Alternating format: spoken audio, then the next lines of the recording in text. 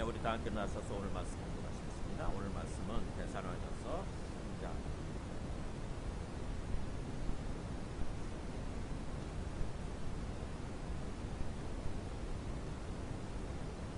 좀 길지만 읽어서 마지막 13절까지 저희가 하겠습니다. 이러므로 우리가 참다 못하여 우리만 아덴에 머물기를 좋게 생각하고 우리 형제 곧 그리스도의 복음을 전하는 하나님의 일꾼인 디모데를 보내노니 이는 너희를 굳건하게 하고 너희 믿음에 대하여 위로하고 아무도 이 여러 환난 중에 흔들리지 않게 하려 합니다. 우리가 이것을 위하여 세움받은 줄을 너희가 친히 알리라. 우리가 너희와 함께 있을 때에 장차 받을 환난을 너희에게 미리 말하였는데 과연 그렇게 된 것을 너희가 아느니라. 이러므로 나도 참다 못하여 너희 믿음을 알기 위하여 그를 보내었느니 이는 혹 시험하는 자가 너희를 시험하여 우리 수고를 헛되게 할까 함이니 지금은 디모데가 너희에게로부터 와서 너희 믿음과 사랑의 깊은 소식을 우리에게 전하고 또 너희가 항상 우리를 잘 생각하여 우리가 너희를 간절히 보고자 함과 같이 너희도 우리를 간절히 보고자 한다 하니 이러므로 형제들아 우리가 모든 궁핍과 환난 가운데 너희 믿음으로 말미암아 너희에게 위로를 받았더라. 그러므로 너희가 주 안에 굳게 선즉 우리가 이제는 살리라. 우리가 우리 하나님 앞에서 너희로 말미암아 모든 기쁨으로 기뻐하니 너희를 위하여 능히 어떠한 감사로 하나님께 보답할까. 주야로 심히 간구함은 너희 얼굴을 보고 너희 믿음이 부족한 것을 보충하게 하려 함이라. 하나님 우리 아버지와 우리 주 예수는 우리 길을 너희에게로 갈 수 있게 하시오며 또 주께서 우리가 너희를 사랑함과 같이 너희도 피차감과 모든 사람에 대한 사랑이 더욱 많아 넘치게 하사 같이 했습니다. 너희 마음을 굳건하게 하시고 우리 주 예수께서 그의 모든 성도와 함께 강림하실 때에 하나님 우리 아버지 앞에서 거룩함에 흠이 없게 하시기를 원하노라. 네, 데살로니가전서가 쓰여진 배경이 나오죠. 지도를 한번 다시 한번 보여주세요. 사도 바울이 들어와 이게 터키 땅이잖아요. 이제 아시아권이죠. 아시아권. 그리고 여기서부터는 유럽 땅이고 사도 바울이 원래 여기서 이 터키 땅에 복음을 전하려고 했는데 하나님이 막으세요. 그리고 어떤 꿈속에서 환상을 보는 거죠. 이 마케도니아, 이쪽이 마케도니아 지역인데 마케도니아 사람 하나가 나타나가지고 이쪽으로 건너와서 우리를 도와달라 하는 그런 환상을 보는 거예요. 사도 바울이. 아, 이게 하나님의 뜻이구나. 유럽으로 건너가서 복음을 전하라고 하나님의 뜻이구나 이렇게 생각을 하고 건너갑니다. 이 드로아에서 배를 타고 건너갔겠죠. 건너가서 빌립보, 첫 번째 도시가 빌립보예요. 이게 군사도시인데 로마 황제가 전쟁을 하고 나서 그 군대들을 여기에 머물게 했어요. 여기서 그냥 머물러 살아라. 우리식으로 하면은 옛날 의정부나 오늘날 평택과 같은 그런 도시. 그리고 그 사람들한테 특권을 줬어요. 너희들은 로마 사람들과 똑같은 어떤 권리를 누릴 수 있다. 똑같은 권리를 가지고 있다. 이렇게. 그래서 빌립보 사람들은 굉장히 자부심이 대단했어요. 우리가 빌립보서를 읽어보면 알아요.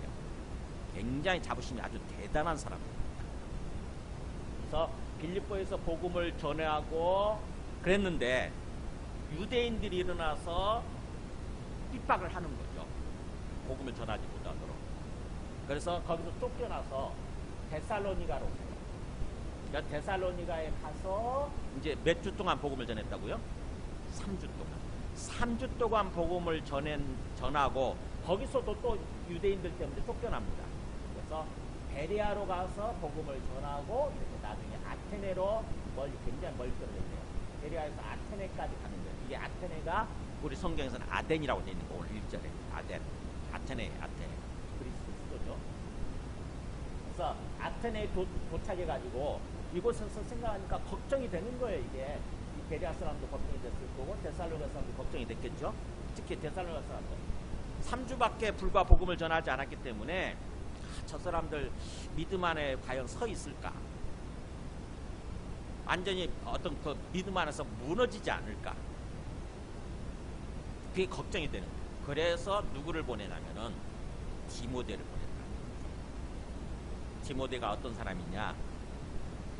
정말 신실한 사람인 거예요. 사도 바울이 복음을 전해서 예수를 믿고 있는 사람. 근데 예수를 믿을 뿐만 아니라 그야말로 잘 성장하고 성숙해가지고 뭔가 다른 사람을 섬길 만한 그런 사람으로 세워져 있는 거죠. 디모데가 사도 바울과 똑같은 어떤 그 목자로 세워져 있는 거예요. 빌립보서에 나오죠. 그게 빌립보서 2장 19절에 보면은 빌립보 교회에 보니까 내가 디모데를 속히 너희에게 보내기를 주 안에서 바람은 너희 사정을 알므로 안위를 위로를 받으려 함이니 그러세요. 그들이 다 자기 일을 구하고 그리스도 예수 일을 구하지 아니하되 디모데 연단을 너희가 하나니 자식이 아버지에게 함과 같이 나와 함께 복음을 위하여 수고하니.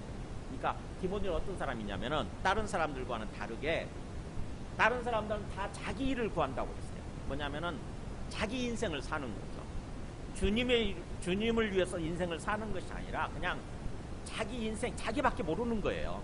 예수를 믿지만 예수님을 위해서 사는 것이 아니라 자신을 위해서 사는 거죠. 우리 대부분의 사람들이 그렇잖아요. 영적으로 어리고 미성숙할 때는 예수를 믿는다고 해도 나를 위해서 믿고 나를 위해서 사는 거죠. 나를 위해서 신앙생활을 하는 거예요. 근데 조금 우리가 영적으로 성숙해지고 그러면은 이제 주님을 위해서 사는 거예요.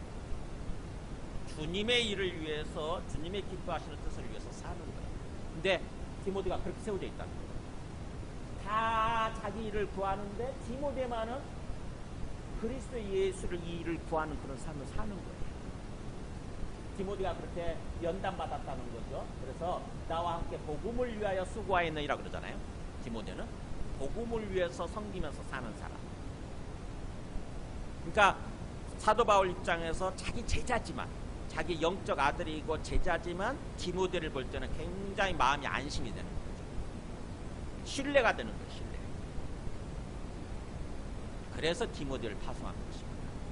옆에 있는 수많은 사람들이 있지만 디모데야말로 정말 내 마음을 잘 이렇게 알아주고 내 마음을 따라서 그 사람들을 잘 이렇게 섬기고 올 거다. 그래서 디모데를 파송한 그 목적이 나오죠. 보면은 거기 2절 보세요. 우리 형제 곧 그리스도의 복음을 위하는 하나님의 일꾼인 디모데를 보내노니 그러잖아요. 디모데를 보내노니 이는 자 목적이 나오죠. 너희를 굳건하게 하고 그 다음에 너희 믿음에 대해서 위로함으로 뭐냐면은 환란에 대해서 위로하는 거죠. 지금 데살로니가 사람들이 굉장히 어려운 상황에 처해 있잖아요. 유대인들이 들고 일어나서 중에 핍박을 하고 박해를 하고 막 그러는 거죠. 예수를 전하지 못하도록, 예수를 믿지 못하도록.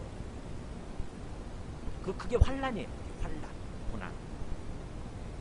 그래서 3절 나오잖아요. 아무도 이 여러 환란 중에 흔들리지 않게 하려 합니다. 지금 고난을 당하고 있지만 흔들리지 않도록 하기 위해서, 굳건하게 세워지도록 하기 위해서 이 디모데를 보냈다고 하는 거죠. 그래서 우리를 향한 하나님의 소망이나 어떤 복음을 전한 사도들의 소망은 뭐냐면은 우리가 굳건하게 세워지는 거예요. 그래서 오늘 설교 제목이 주 안에 굳게 서라 그래요. 8절에 나온 것을 가지고 제가 제목하죠. 그러므로 너희가 주 안에 굳게 선즉, 주 안에 굳게 서 있는즉 이런 뜻이에요. 주 안에 굳게 서 있어서 이제는 우리가 안심이 되고 살겠다 이거. 그게 어떻게 보면은 복음을 전하는 사람의 심정이고 또 뭔가 이게 그 영적 자식들을 양육하는 어떤 부모의 영적 부모의 심정이죠. 굳게 서 있는 모습을. 그래서 우리가 어떤 환란에도 흔들리지 않고 주 안에서 굳게 서 있어야 된다고 하는 것입니다. 첫 번째 메시지예요. 이 환란이라고 하는 게, 주 안에서 굳게 서 있는다고 하는 게 뭐겠어요? 환란 속에서 흔들리지 않는 거예요. 어떤 어려운 환경에도, 또 어떤 그 사람들이 우리를 뭔가 이렇게 유혹하고 어떤 박해를 하고 어떤 고난을 주고 그렇다 할지라도 그게 흔들리지 않고 굳게 서 있는 거예요. 어떤 환경 속에서도 흔들리지 않고 주님을 안에서, 주님을 믿는 믿음 안에서 굳게 서 있는 거죠. 주님 안에서 굳게 서 있는다고 하는 게 뭘까? 잘 생각해 보세요. 네, 주님을 믿는 믿음을 포기하지 않고, 아무리 너희가 그렇다 할지라도 주님은 분명히 사실이다. 하나님께서 살아계시는 게 사실이고, 또 그 하나님께서 아들을 보내셔서 그 아들 예수 그리스도가 우리의 주님이 되어 있는 게 사실이다. 주님이 되신 게 사실이다. 그 주님을 생각하는 거예요. 그래서 제가 그 카톡에 이렇게 어떤 메시지를 보낼 때마다 제일 앞에 있잖아요. 항상 환경이 어떠하든지, 우리가 처한 환경 상황이 어떠하든지 하나님께서 살아계시고 우리의 주가 되심을 믿고 그랬잖아요. 하나님께서 살아계시고 주가 되신다고 한다면은 그분이 우리를 붙들고 계시고 우리를 인도하고 계신다는 거죠. 그러면 그걸 믿는 거예요. 그래서 우리가 주님을 부르는 거죠. 주님을 찾고 부르고, 그래서 주님께 기도하면서 주님과 교통하면서 주님과 동행하는 삶을 사는 거예요. 이게 주 안에 굳게 서 있는 것입니다. 주님께서는 그것을 위해서 우리를 부르셨어요. 또 그것을 위해서 아예 주님께서 성령을 통해서 우리 안에 들어와 계시는 거죠. 내가 너를 지켜주고, 내가 너를 인도해 줄게, 영원한 천국까지 내가 너를 인도해 줄게, 그 뜻으로 우리 안에 아예 들어와 계십니다. 우리는 그것을 믿는 거죠. 그래서 우리를 둘러싼 환경이 어떠하든지, 지금 우리가 처해 있는 상황이 어떠하든지 그것을 바라보고 그것 때문에 흔들리는 것이 아니라, 상황이 어떠하든지 환경이 어떠하든지 하나님이 살아계신다, 그 하나님이 나의 주님이 되시고 나와 함께 계신다, 이걸 믿는 것입니다. 믿음 안에서 서 있는 거예요. 그게 주 안에 굳게 서 있는 것입니다. 그러면서 주님의 뜻대로 삶을 사는 거죠. 항상 주님께서 우리에게 땅에서 어떤 신앙생활을 하기를 바라실까 이렇게 생각하고 주님께서 바라시는 모습으로 신앙생활을 하는 거예요. 그 구체적인 모습은 나중에 보면은 거룩과 사랑인데, 거룩하고 사랑에 충만한 삶을 사는 거죠.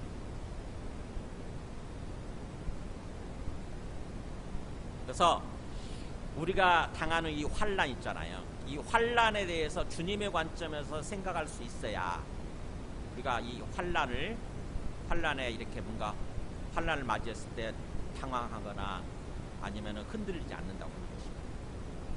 환란이란 게 뭐냐? 그 나오죠. 4절에 우리가 너희와 함께 있을 때에 장차받을 환란에 대해서 너희에게 미리 말하였는데 과연 그렇게 된 것을 너희가 아느니라. 그러니까 사도 바울이 그 데살로니가 사람들하고 함께 있을 때 3주 동안 3주 복음을 전할 때 환란에 대해서 얘기를 해줬다는 거죠. 너희들 예수 믿고 구원받은 후에도 분명히 환란이 닥칠 거야. 어려움이 닥칠 거야. 근데 그렇게 됐다는 것이죠. 그래서 우리가 예수 믿고 나면은 뭔가 이렇게 모든 게 평탄하고 모든 게 쫙 뭔가 내 계획대로 내 뜻대로 형통하고 막 그러기를 바라잖아요. 근데 그렇게 되지 않았습니다. 시간이 흘러갈수록 우리가 영적으로 조금 더 이렇게 성숙해질수록 자꾸 환란이 닥쳐요. 어려움이 닥칩니다. 하나님이 그걸 허락하시는 거예요.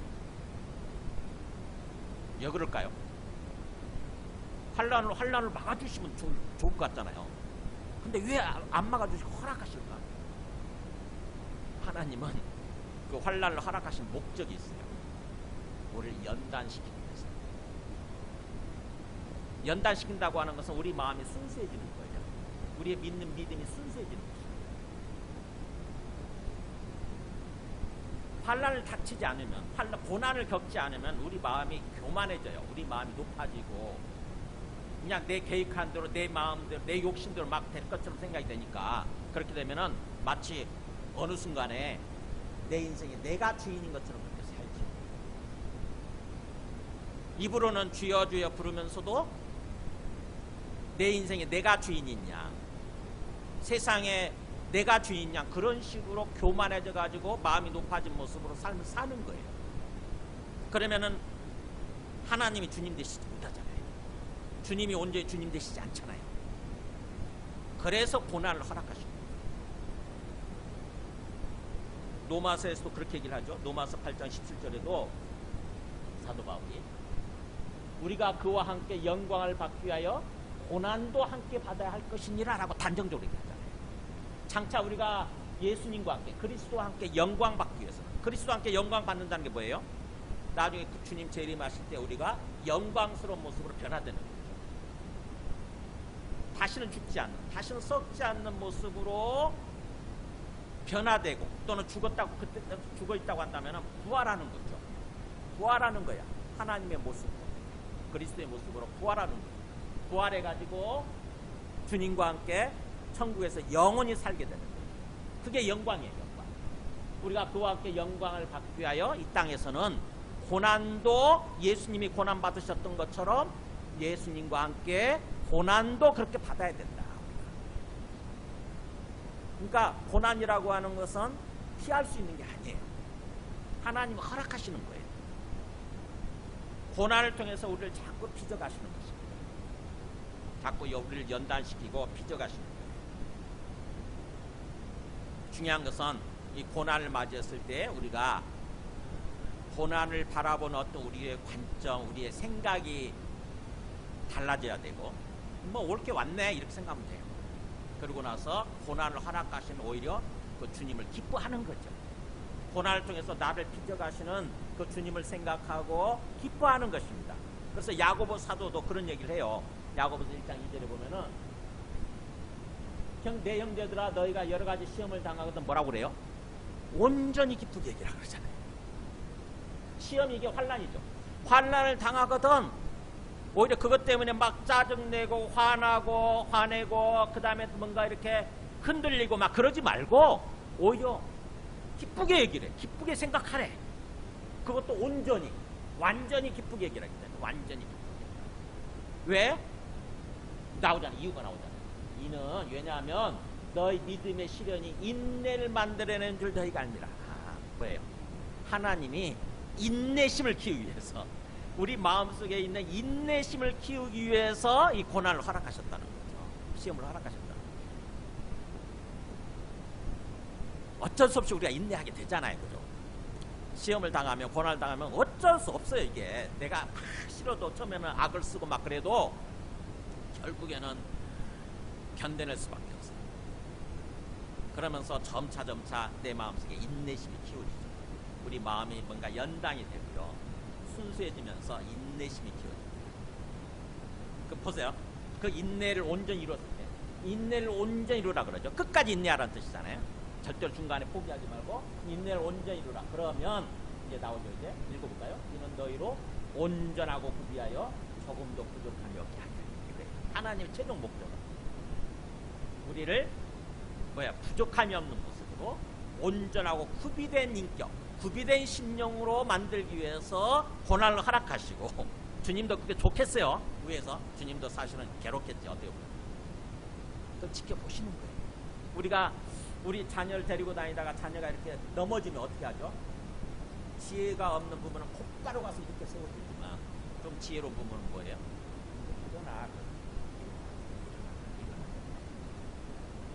일어나도록 좀 기다려줘요. 그게 지혜로운 부분. 그래서 그가 막 울어도 엄마가 일으켜 줄 줄 알았더니 아니네. 그러면 지가 결국 일어나죠. 그죠? 일어나요. 울음을 그치고 일어난다고. 그러면 그게 한두 번 연습이 되면은 나중에 뭐예요? 넘어졌을 때 곧바로 일어나요. 마음속에 힘이 길러요.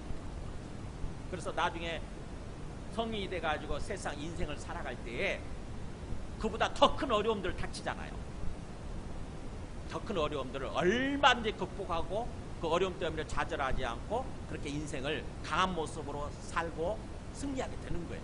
어떻게 보면 성공하는 거죠, 인생에서. 우리 부모의 목적 그거예요. 걔가 고난을 당했는데 그걸 지켜보는 거예요. 그게 하나님의 마음이에요. 우리를 향한 하나님. 우리가 고난을 당해서 곧바로 하나님이 그걸 고난 당하지 않도록 이렇게 보호해 주시고 또 뭐 곧바로 우리를 이렇게 세워주시면 한데 그렇게 하지 않으신다고 하나님. 우리가 넉넉하게 감당할 만하니까 그걸 지켜보시는 거예요. 우리가 감당할 만한 그 시험만 허락하신다고 돼 있잖아요. 우리가 그 말씀을 제가 그 말씀을 준비하지 않았는데 고린도전서 10장에 이런 말씀 나와요. 제가 읽어드릴게요. 사람이 감당할 시험 밖에는 너희가 당한 것이 없나니 이렇게 나와요. 오직 하나님은 미쁘사 너희가 감당하지 못할 시험 당함을 허락하지 아니하시고. 그러니까 하나님이 그 시험을 허락하실 때, 고난을 허락하실 때도요 철저하게 계산을 하시는 거예요. 제가 지금 어떤 능력이 제한테 감당할 만한 능력이 어느 정도인데 지금 당하는 고난이 어느 정도가 이거 다 가늠해 가지고 이거 계산해 가지고 내가 감당할 만한 정도만 허락하시는 거예요. 얼마나 그 이유가 됩니까? 그러니까 우리가 고난을 당했을 때에 무조건 뭔가 당황하고 그것 때문에 절망하고 좌절하고 주저앉아 있고 막 그럴 것이 아니라 주님을 생각하며 주님께서 살아계시고 주님께서 내 인생의 주가 되시는데 그분이 뭔가 뜻이 계셔서 이 고난을 허락하셨구나. 그리고 위에서 지켜보고 계시는구나. 이걸 생각하게 되면은 우리가 일어날 수 있어요. 자신감을 가질 수 있습니다. 지금 우리가 당하고 있는 어려움이 뭔지 잘 생각해 보세요. 사람마다 다르겠죠? 다 몸에 병이 들어서 고난을 겪을 수도 있고 내가 하는 일이 뭔가 이렇게 세사가 부도나서 환난을 당할 수도 있고 그러나 그 모든 것이 주님께서 허락하신 것입니다. 내가 감당할 만한 정도만 주님께서 허락하셨다. 그게 사실이라고 한다.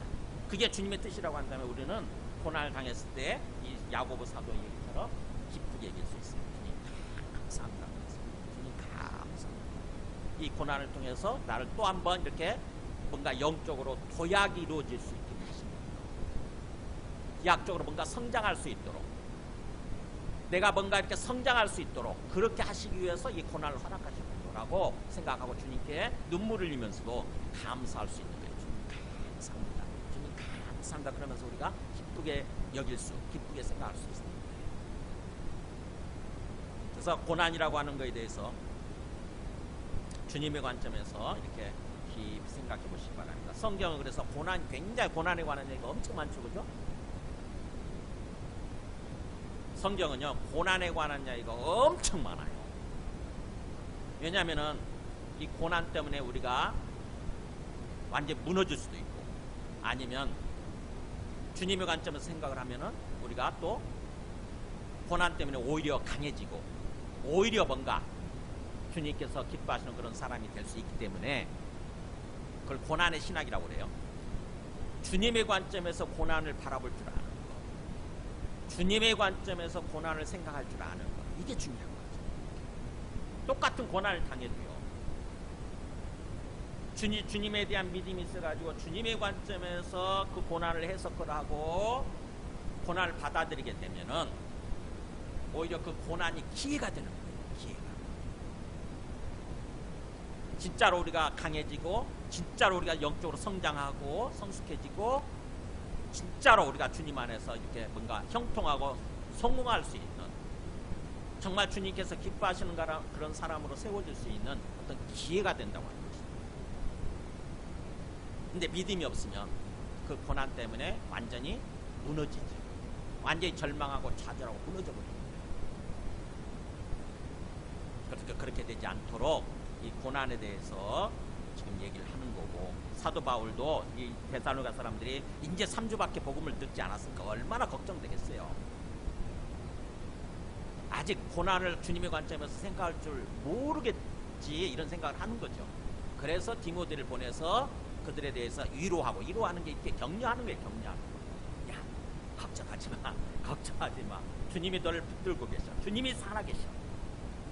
주님이 고난 허락하신 거야. 너희가 감당할 만한 고난인가 이거는. 그래서 이 고난이 기회가 될 수 있어. 오히려 이 어려움이 기회가 될 수 있어. 그러니까 일어나, 힘내.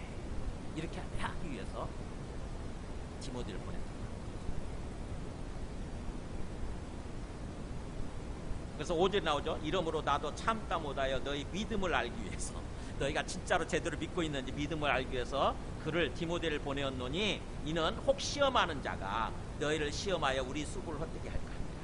이 고난이라고 하는 것은 기본적으로 하나님이 허락은 하지만 누가 주는 거냐면 마귀가 주는 거예요. 시험하는 자가 마귀 주는 거예요. 마귀가 어떻게든지 우리를 무너뜨리기 위해서. 그래서 이 시험하는 자가 너희를 시험하여 우리 수고를 헛되게 할까 합니다. 우리가 믿음이 무너져 버리면은 우리 수고, 우리 섬김이 헛되게 되는 거잖아요. 그죠? 그렇게 되지 않도록 하기 위해서 디모데를 보내서 고난에 대해서 깨우쳐주고 또 뭔가 이제 일어설 수 있도록 격려하고 힘을 주기 위해서 디모데를 보냈다고 하는 것입니다.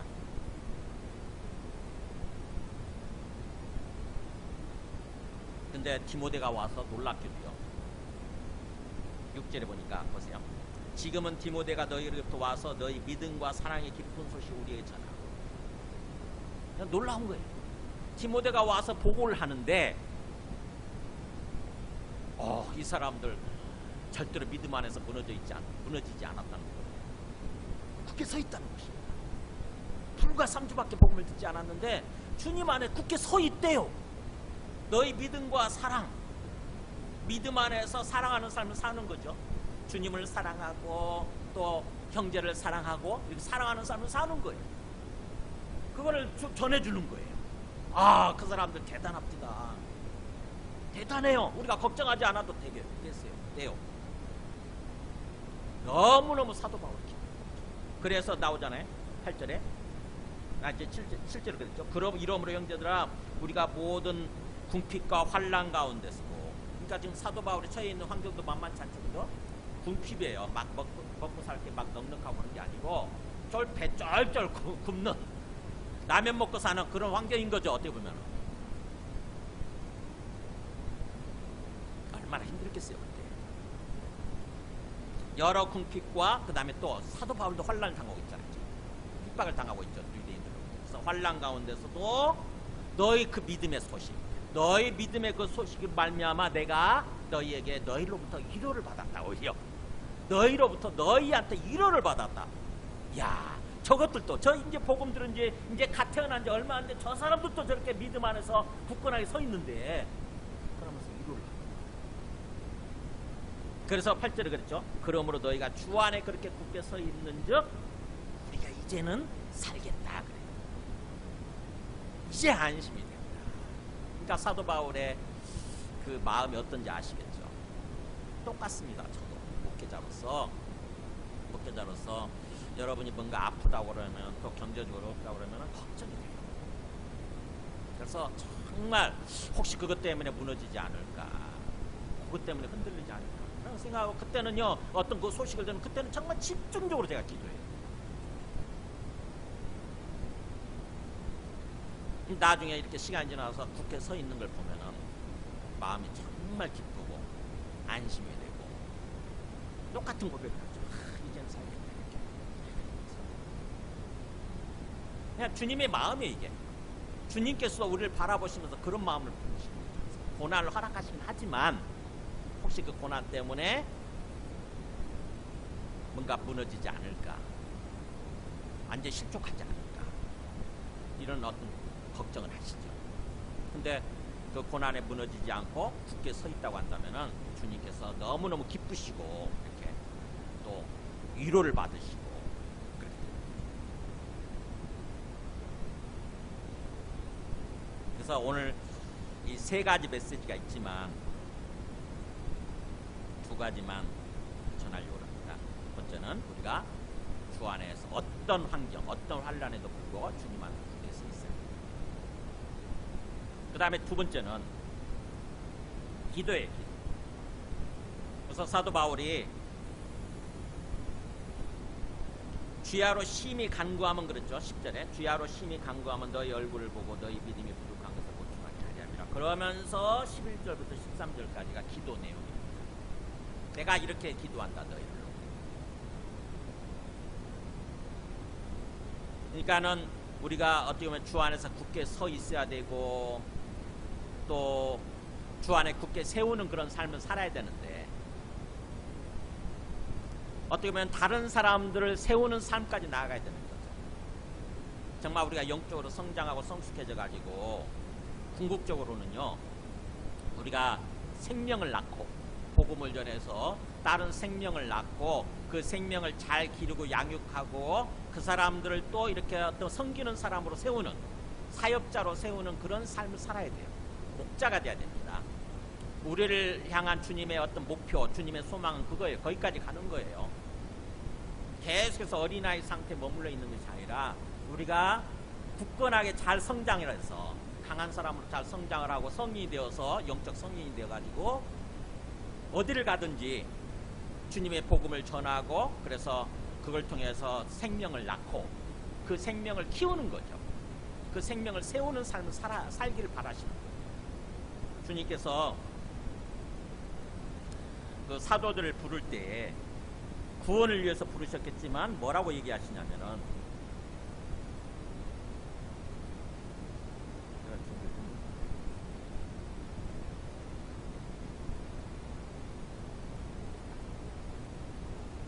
네, 마태복음 5장 4장 19절 보면 마태복음 4장 19절 보면 이런 말씀이 있어요. 말씀하신 나를 따라오라 뭐라고 그랬습니까? 내가 너희를 사람을 낚는다. 굉장히 의미심장하다. 아니 지금 어부들이잖아요. 이 사람 고기 잡는 어부예요. 그런데 주님이 그들을 부르시면서 구원을 위해서 부르시는데도 불구하고 구원에 머무르지 않고 뭐라고 얘기하냐면은 너희는 사람을 낚는 사람이 돼야 돼 이거잖아요. 사람을 낚는 어부가 돼야 돼. 고기 낚는 어부가 아니라 사람을 낚는 어부가 돼야 돼. 이렇게 얘기하시는 거죠. 무슨 말일까 이게? 사람을 구원하고 사람을 세우는 그런 삶을 살아야 된다는 거죠. 그 삶이 궁극적으로 되면 가장 가치 있고 가장 영원하고 가장 수준 높은 삶인 거예요. 우리가 먹고 살기 위해서 살지만, 먹고 살기 위해서 열심히 일하고 살지만 그걸로 끝나면 안 되는 거죠. 기본적으로 먹고 살기 위해서 일을 하는 그런 삶을 살긴 하되 궁극적으로 내 삶의 내 존재, 궁극적인 어떤 존재 이유, 삶의 목적은 어디에 있어야 되냐면은 다른 사람들을 세우는 거예요.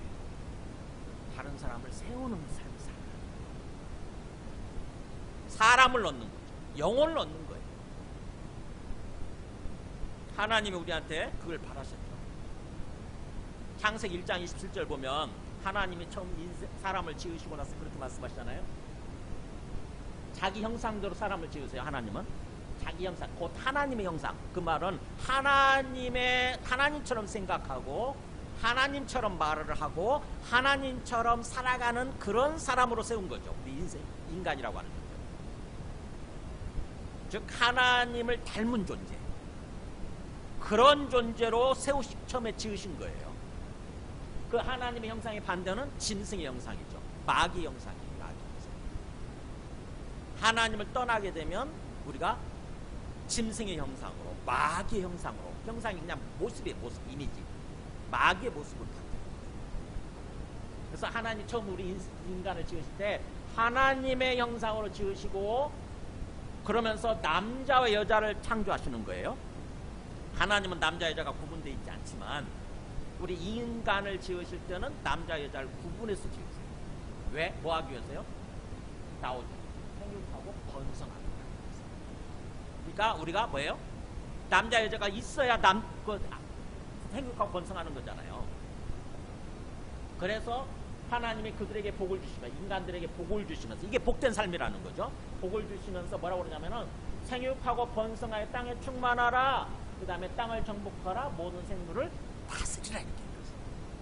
우리 인생에 이게 인생의 어떻게 보면은 목적이고 우리가 하나님의 뜻대로 사는 모습인 거예요. 이게. 우리가 잘 성장하고 성숙해져 가지고 어른이 되어서 궁극적으로는 어디까지 가야 되냐면은 생육이라는 말은 무슨 말이에요? 낳고 기르는 거죠. 출생하고 양육하는 게 생육 아닙니까? 그래서 히브리어 원어도 원래 구분되어 있어요, 두 개가. 근데 그거를 번역하면서 합쳐버렸더라고. 생육하고 번성, 즉 낳고 출생하고 길러서 그 다음에 궁극적으로 땅에 하나님을 닮은 사람들이 땅에 이렇게 번성하고 땅에 가득하기를 바라시는 거죠. 그리고 그 사람들이 땅을 정복한다는 말은 땅의 주인이 되라 이거예요. 이 세상, 이 땅의 주인이 되라. 주권자가 되라. 하나님이 주인이신데 우리한테 그걸 맡겨주시는 거예요. 야, 너희들이 땅을 다스려. 너희들이 땅을 잘 돌보고 다스려. 이거예요. 그래서 모든 생물을 다스리란 말은 돌보라 이런 뜻이에요. 돌보라. 잘. 네한테 주어진 모든 생명체, 너를 위해서 내가 지어줬는데 너를 위해서 존재하는 것들이니까 이 생물 있죠? 동식물 이런 모든 것들 다 너를 위해서 존재하는, 우리를 위해서 존재하는 것들. 근데 그거를 잘 돌보는 거, 일종의 양육자가 되고 목자가 되는 거죠. 그게 하나님의 뜻이라는 것이죠. 그걸 착취하라는 뜻이 아니에요. 그걸 억압하고 착취하라는 뜻이 아니고 막 분리하라는 뜻이 아니고 하나님 대신에 하나님의 대리자가 되어서 우리가 그것들 잘 돌보라는 거죠. 행복하게 살 수 있는 거예요. 그래서 우리는 하나님의 대리자예요. 하나님의 대리자로 지음받은 거예요. 인간이라고 하는 존재는 하나님을 대신하는 하나님의 대리자입니다. 그래서 하나님이 그렇게 하셨던 것처럼 우리들도 그렇게 생육하고 번성해서 땅에 충만하고 또 우리에게 주어진 모든 생명체들을 잘 돌보는 그런 삶을 살아갈 때 비로소 우리가 행복할 수 있다는 거죠. 건강하고 행복할 수 있는 거예요. 그래서 자연을 파괴하면, 이것도 자연도 일종의 생명체거든요. 자연을 파괴하면 그게 우리한테 돌아와요. 죽음으로 돌아오는 거죠.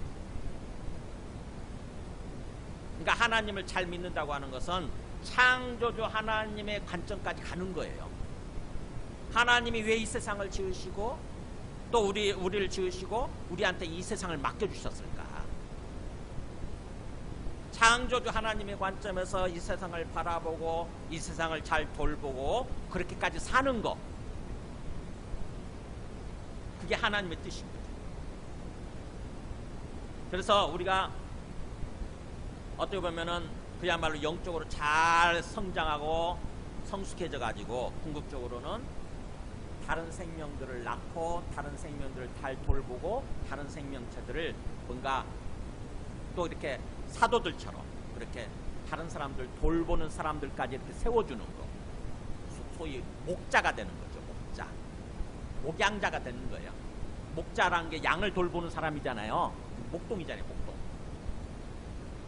거기까지 가는 거예요. 우리 신앙생활의 목표, 우리 인생의 목표를 거기다 두시기 바랍니다. 계속해서 그냥 어린아이 단계에 머물러 있어가지고 나밖에 모르는, 그야말로 나밖에 모르는 그런 인생을 사는 것이 아니라 궁극적으로 뭐예요? 제가 다른 사람을 돌보고 다른 사람을 세워주는 그런 삶을 살아야 되겠다. 이게 중요해요. 그래서 다른 사람이 세워지면, 나로 말미암아 다른 사람이 세워지면 그 복이 내한테 돌아옵니다. 그 복이 내한테.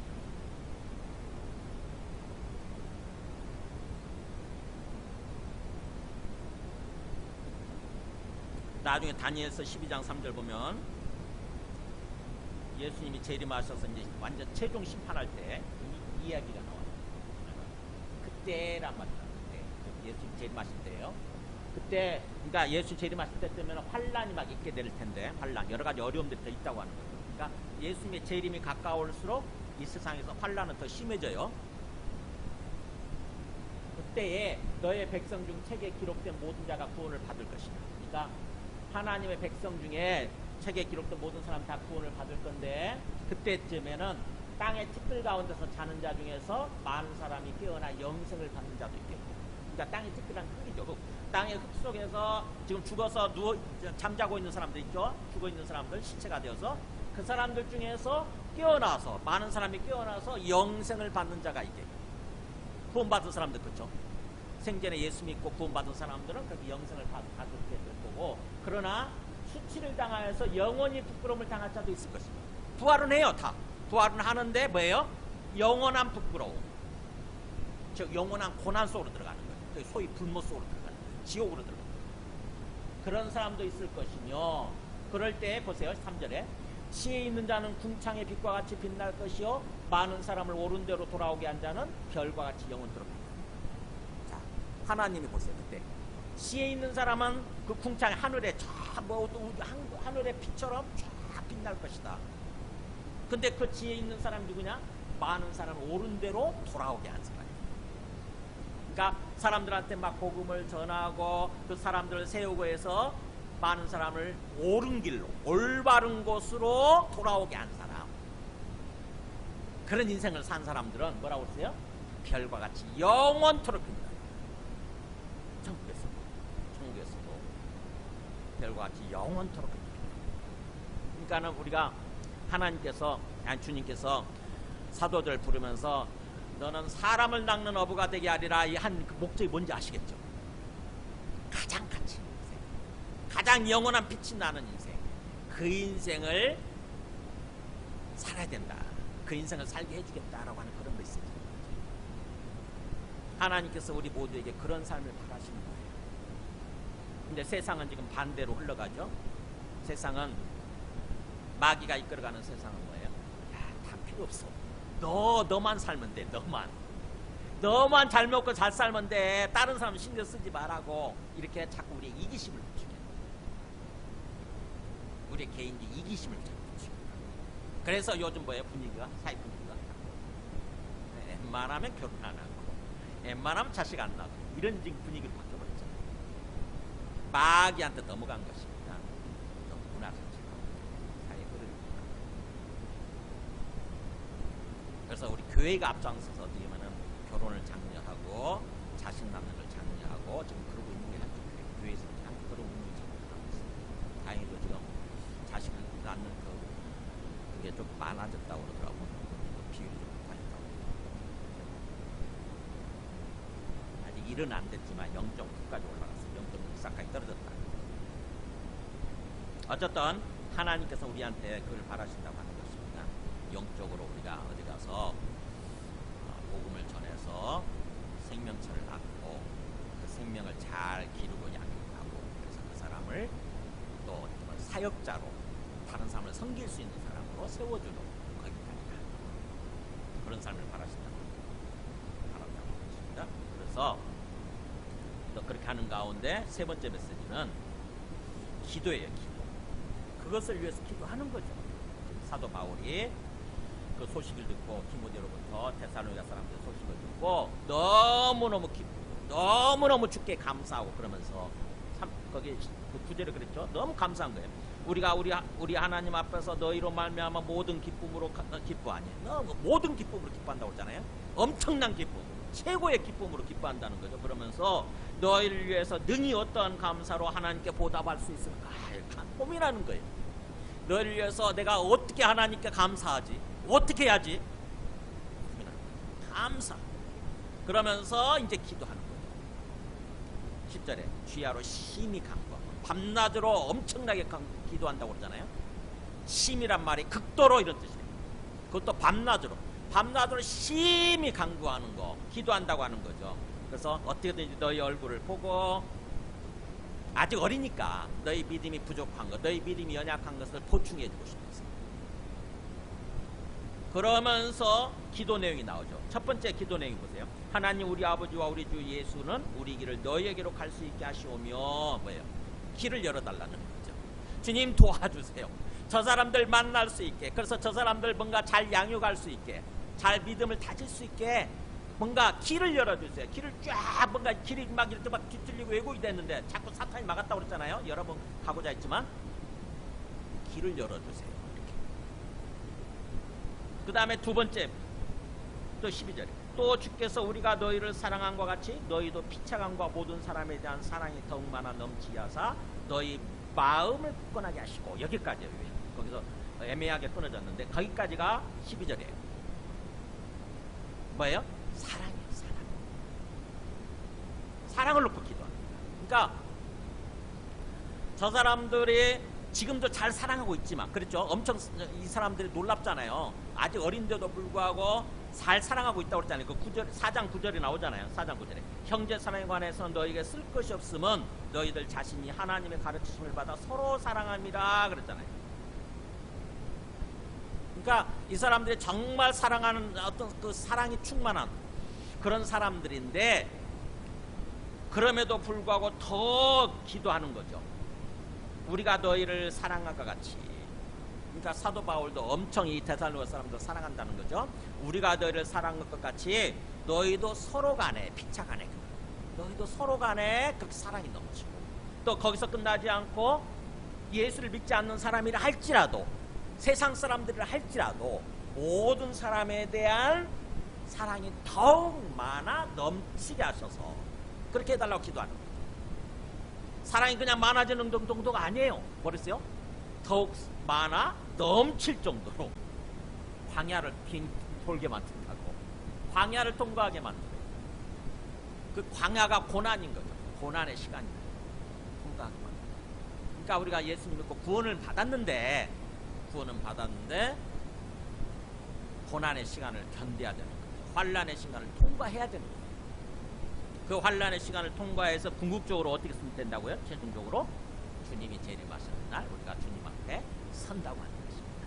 최종적인 우리 주님 그때 어떤 모습으로 서게 되느냐? 거룩하고 사랑이 충만한 모습으로 서게 됩니다. 영광스러운 모습으로 서게 됩니다. 그것을 소망하면서 사는 것입니다. 그것을 항상 바라보면서 견뎌내는 거예요. 어떤 어려움에도 불구하고 견뎌내는 거예요. 그러면서 우리 힘이 붙이면 주님의 은혜를 기도하는 것입니다. 주님의 은혜를 주님이 인도해 주세요. 이렇게 기도하면서 사는 거예요. 우리 함께 찬송하고 기도하겠습니다.